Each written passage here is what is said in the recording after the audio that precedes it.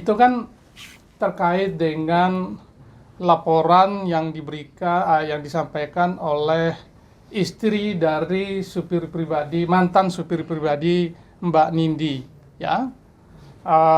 Begini, dapat saya sampaikan bahwa kita sangat kooperatif.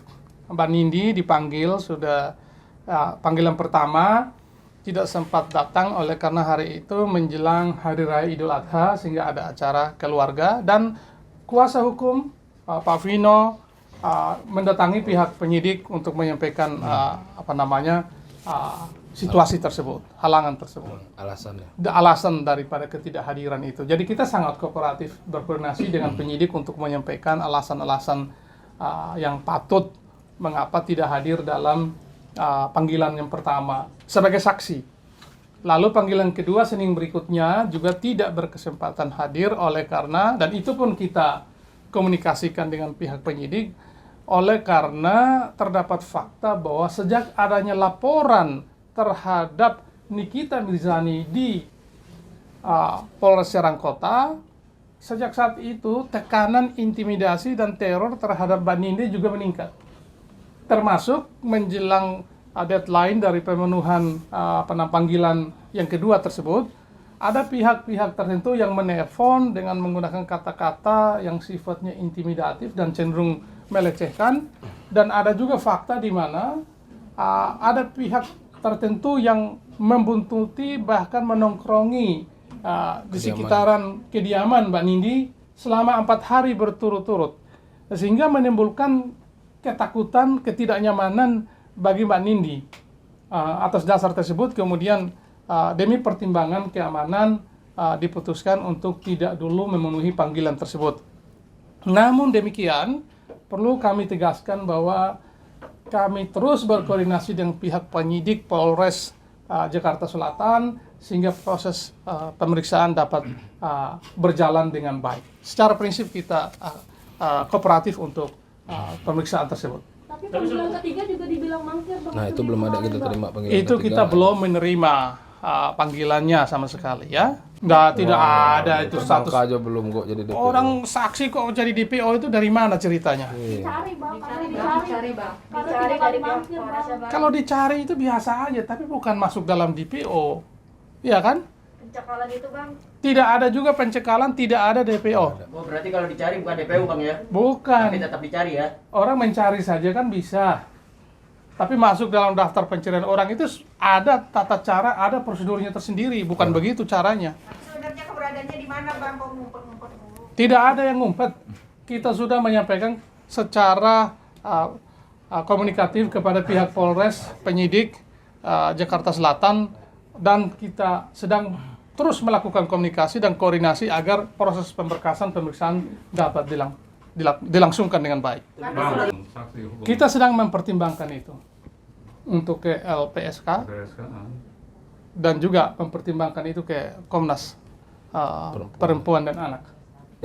Iya, kita kooperatif artinya kita memenuhi panggilan penyidik. Kapan, Bang? Kita belum tahu. Kita belum tahu. Panggilan ketiga ini punya, Bang. Kita belum tahu, kita belum menerima panggilan tersebut. Oh, belum menerima. Ya, kita sedang berkoordinasi untuk itu, ya, dengan pihak penyidik Polres Jakarta Selatan. Garis besarnya berarti tidak ada istilah DPO dan pencekalan keluar negeri, ya, Bang? Tidak ada Karena DPO. Dari Polres sendiri kan memang menyatakan ada surat pencekalan, mengeluarkan surat pencekalan. Nah, tidak ada pencekalan, tidak ada DPO. Mana suratnya mana? Begini ya, orang kalau masuk pencekalan, masuk dalam DPO itu kalau orangnya sudah ditetapkan sebagai tersangka, ya, atau diduga melakukan sebuah tindak pidana yang serius seperti narkotik, apalagi terorisme, apalagi corruption, apalagi Pembunuhan. illegal logging, pembunuhan berencana, yang seperti itu. Ini orang masih status sebagai saksi kok. Belum tentu juga itu benar yang dilaporkan. Kenapa? Belum tentu benar. Dan kita membantah itu tidak benar. Kenapa? Anda cek berita-berita itu. Siapa? Sulaiman, ya? Sulaiman. Korban itu. Anda cek di hadapan media. Dia bicara bahwa tidak ada yang namanya penyekapan itu, tidak ada yang namanya pemukulan itu. Bahkan di hadapan media dia berbicara kepada istrinya supaya jangan percaya kepada gosip karena itu tidak ada. Dia sudah bicara itu. Komnas Perempuan waktu itu Di kan. setelah pertemuan di Komnas Perempuan waktu itu. Konferensi pers juga. Lalu orang itu sendiri, korbannya sendiri sudah menyatakan tidak ada pelakunya, korban yang mengaku sebagai korban itu, pasal 333 KUH pidana ya, perampasan kemerdekaan. Korbannya sendiri yang sudah membantah, menyangkal bahwa tidak ada peristiwa perampasan kemerdekaan itu, tidak ada yang namanya penyekapan, pemukulan, kan begitu. Dia sendiri sudah membantah dan tidak hanya sekali, beberapa kali dia mengatakan itu dan itu dipublikasi secara meluas oleh TV dan media massa. Lalu tiba-tiba ada yang melaporkan bahwa ada peristiwa perampasan kemerdekaan. Ini ada apa? Karena Sehingga serang kita naik, menduga ada pihak-pihak tertentu yang mencoba menunggangi kasus ini untuk kemudian dimaksudkan sebagai mendegradasi eksistensi atau martabat dari Mbak Nindya dan Mas Dito. Itu saja.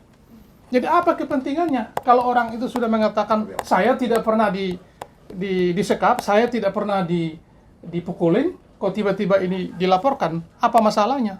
Mana visumnya? Kamu bisa tunjukkan visumnya mana? Keterangan dari Nah, semua orang bilang ini. kalau begitu saya juga bisa. Saya bisa ngaku-ngaku aja, saya kehilangan ingatan saya karena dipukul oleh seseorang. Peristiwanya tahun lalu. Bisa nggak dibuktikan itu?